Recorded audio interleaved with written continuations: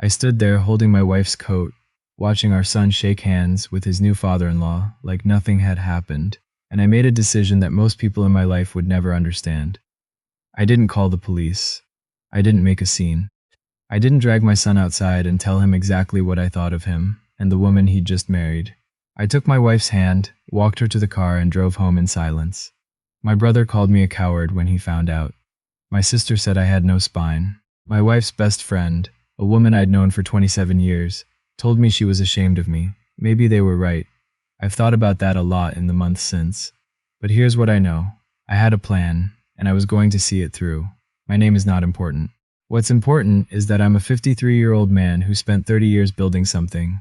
A business, a marriage, a family.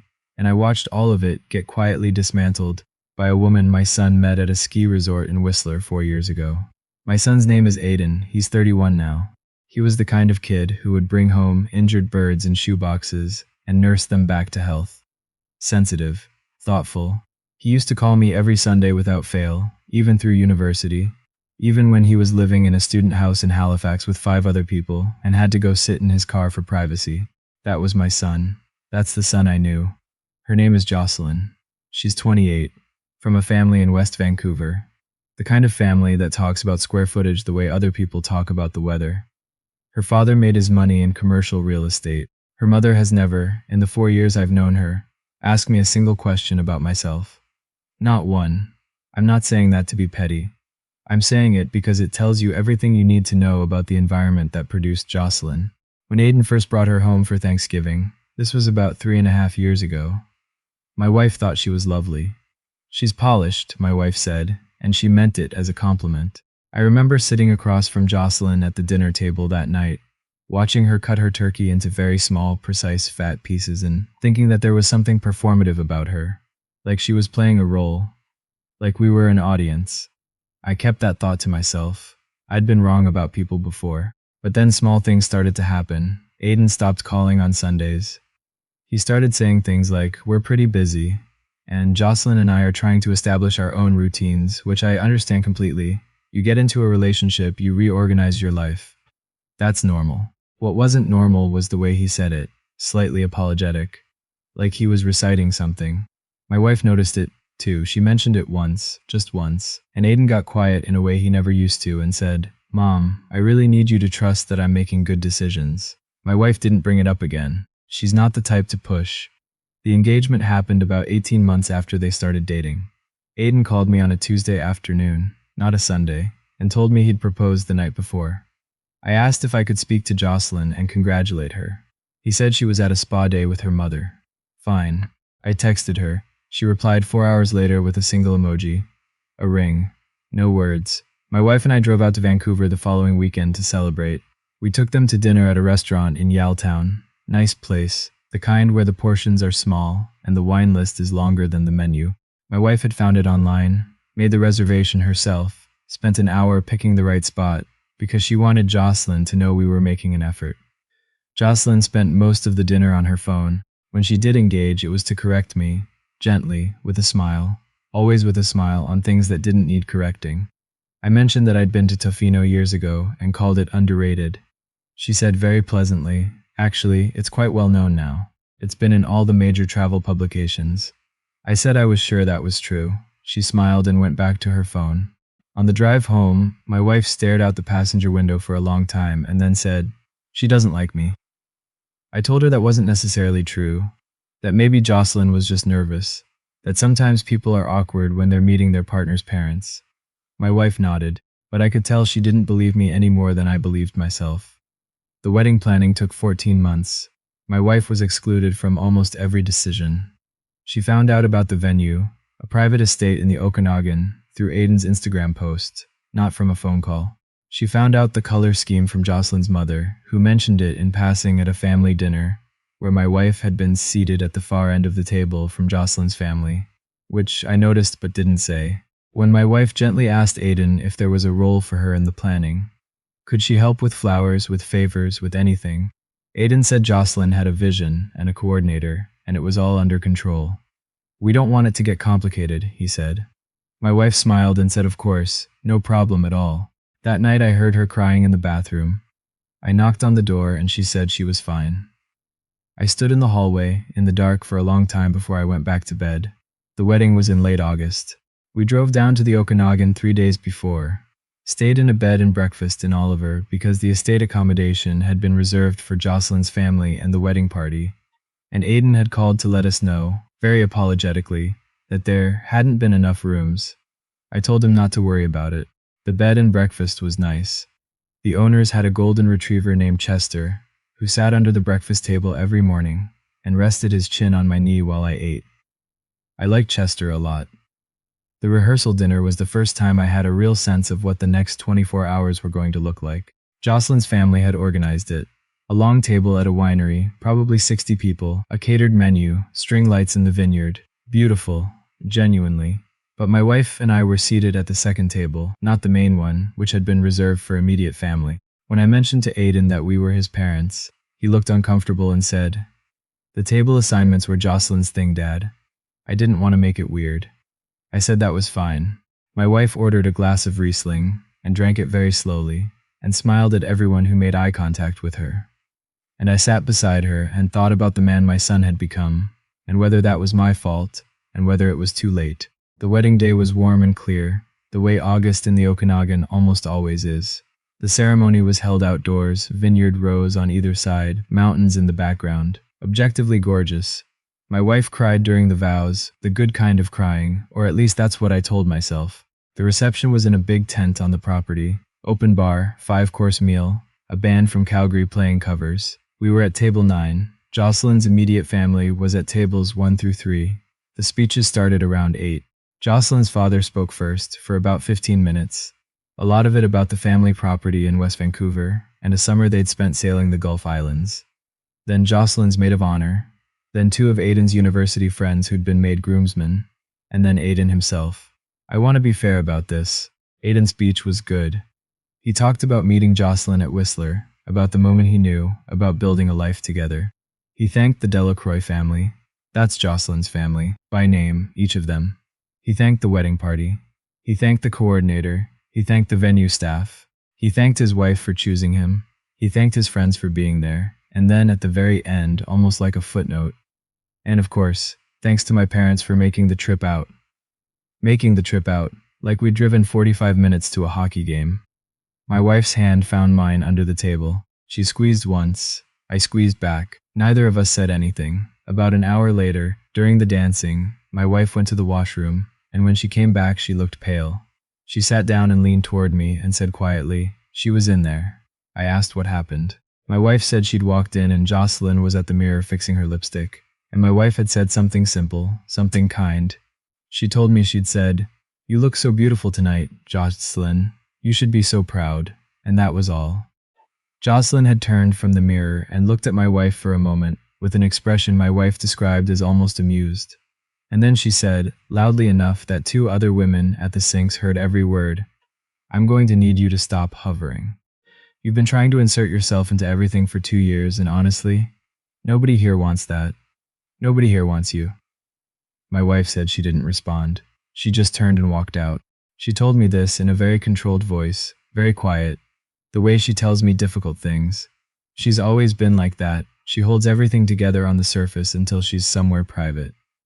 But her hand was shaking slightly when she reached for her water glass. I sat very still. I want to be honest about what I felt in that moment, because I think it matters. I felt rage, the clean, cold kind that doesn't make you want to yell. It makes you want to be very precise. I felt grief because I looked across the dance floor at my son laughing with his new brother-in-law, and I thought, he has no idea. He has no idea what she just said to his mother. And I thought, but maybe he wouldn't care, and that was the part that hurt most. I asked my wife if she wanted to leave. She said yes. We found Aidan near the bar. I told him quietly that we were heading out, that it had been a beautiful day, that we were proud of him. He looked surprised. It was only just past 9, and started to say something, but I hugged him and told him we'd talk soon. My wife hugged him too, and I watched her hold on for just a moment longer than usual. And I looked over her shoulder at Jocelyn, who was across the room, watching us leave with an expression I can only describe as satisfied. We drove back to the bed and breakfast in the dark. Chester was asleep on his bed near the front door. I sat in the little sitting room for a long time after my wife went upstairs, and I thought about what I was going to do. Not what I wanted to do, what I was actually going to do. Here's the thing about me that most people don't know, or maybe don't remember. I spent the first 15 years of my working life as a contracts attorney. I know how things are built. I know how they come apart. I know that the people who act first and loudest almost never win the things that matter. I know that patience, applied correctly, is its own kind of force. I also knew something specific, something I'd known for about 4 months, and hadn't told anyone, including my wife, because I was waiting to understand what it meant. Aiden's company, he'd started a small tech firm in Vancouver about 2 years earlier, building project management software for construction companies. Had been in the process of securing a major contract with a development group based in Calgary. I know this because I still have contacts in commercial law, and because one of those contacts had mentioned it to me in passing at a golf weekend in the spring. The contract was significant, enough to make or break Aiden's company at the stage it was in. What I also knew, and what Aiden didn't know I knew, was that the development group in Calgary had concerns. Specifically, they had concerns about Aiden's business partner, a man named Trevor, who Aiden had brought on 18 months earlier, and who, according to my contact, had a pattern of overpromising on deliverables. The Calgary group had done their homework. They were close to walking away from the deal. I had said nothing, not because I didn't care, because I was watching, waiting to understand the shape of things. Now I understood the shape of things. On the Monday after the wedding, I called my contact in Calgary. His name is not something I'll share. We'd worked together on files 20 years ago. He owed me a favor, a real one, the kind that doesn't expire. I told him I had some information about the business partner that might be relevant to his client's concerns. We talked for an hour. I was not lying. I was not manipulating. I was providing factual information that I had every right to share. 3 weeks later, the Calgary Development Group pulled out of the contract negotiation. 2 weeks after that, Aiden's business partner Trevor left the company under circumstances that Aiden described to me in one of our very few calls that fall as complicated. I didn't say anything. I asked how he was doing. I asked how Jocelyn was. I asked about their new apartment in Kitsilano. I was building something. I just needed time. In October, Aiden called me on a Sunday, the first Sunday call in almost 2 years. He asked if we could meet for lunch. I said of course. He came out to Kelowna, where we'd retired to, and we sat at a restaurant on the water, and he talked for a long time about the business, about how the Calgary deal had fallen through, about how he was reassessing some things. He looked tired. He looked, I thought, like a man who was starting to see something he hadn't been ready to see before. I listened. I didn't offer advice. I asked questions. I let him talk. At one point he said, "Dad, I feel like I've been moving really fast and I haven't been paying attention to some stuff." I said, "What kind of stuff?" He was quiet for a moment. Then, I don't know, just people. I think I've been letting things slide that I shouldn't have. I looked at him. I thought about his mother crying in the bathroom back in the spring. I thought about the washroom at the wedding. I thought about table 9, I said. "I think that's worth thinking about." We ordered dessert. He had the Saskatoon berry crumble. I had coffee. Before we left, I told him there was something I needed to share with him. I told him what Jocelyn had said to his mother in the washroom at the wedding. I told him plainly, without drama, the way I'd tell him any fact. His face did something complicated. He started to say that maybe his mother had misunderstood, and I just looked at him. He stopped. He said, "There were other women in there?" I said yes, 2. He sat with that for a long time. Then he said, "Dad, I'm sorry. I'm so sorry." I told him the apology wasn't mine to receive. The call to his mother happened that evening. I was in the other room, and I could hear his voice, but not the words. And then, after a while, I heard my wife crying, and then she was laughing too. And then she came into the kitchen and leaned against the counter and looked at me and said, "He wants to come for Thanksgiving." I said that sounded good. I put the kettle on. What happened after that was neither simple nor dramatic. Things with Jocelyn didn't resolve cleanly. They never do, in my experience, when someone's pattern of behavior runs that deep. There were months of difficult conversations between Aiden and Jocelyn. There was a period where Aiden stayed in a hotel for 2 weeks that neither he nor I ever discussed directly. There was couples counseling that Jocelyn agreed to and then stopped attending after 3 sessions. But what changed fundamentally was Aiden. Something shifted in him that October. He stopped reciting things. He started calling on Sundays again. He started asking about his mother, specific questions, the way he used to. Did she enjoy the concert she'd mentioned? How was the garden this summer? Did she ever take that watercolor class she'd been talking about for 3 years? She did, eventually, take the class. She's not bad, actually. Jocelyn never apologized. I want to be honest about that. She never acknowledged what she said, never offered anything to my wife, and when she and Aiden came for Thanksgiving, she was pleasant and surface level, and spent most of the meal discussing their upcoming trip to Portugal in a way that seemed designed to fill silence rather than create it. My wife was gracious. My wife is always gracious, but she's also not a fool, and she knows the difference between someone who has genuinely changed and someone who has simply recalculated. I know the difference too. What I have at the end of all this is my son. Not the version who thanked his parents like we were vendors at an event. The version who shows up, who asks questions, who called me in February just to tell me he'd been thinking about a road trip we'd taken together when he was 14. Up the Icefields Parkway, just the two of us, stopping at every viewpoint because I'd insisted, and that he realized he'd never thanked me for it. I told him he didn't need to thank me. He said, "I know, I just wanted to." We're planning to do the drive again this summer. The Icefields Parkway, northbound, same as before. He asked if we could stop at all the same viewpoints. I told him we could stop at every single one. Some things take a long time to earn back. That's just the truth of it. But they can be earned. I'm more certain of that now than I was a year ago. Patience applied correctly. Silence used with intention. I learned that a long time ago in a different life, reading other people's contracts. Turns out the same rules apply.